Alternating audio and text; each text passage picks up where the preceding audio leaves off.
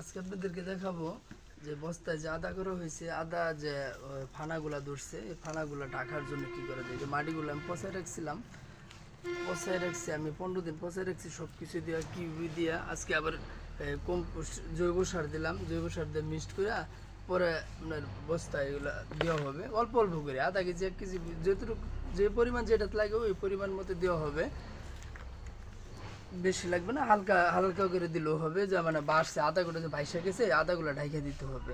আর এটা দেওয়ার কারণ হচ্ছে এই বস্তাগুলো আমার মাটি কম দেওয়া হয়েছে, মাটি কম দেওয়ার কারণে এই বস্তা আবার মাটি দেওয়া লাগতেছে। আর যেগুলো বস্তা মাটি বেশি দিছি ওগুলো আমার প্রয়োজন নাই দেওয়ার, শুধু এইগুলো এইটাতেই আমি দিব।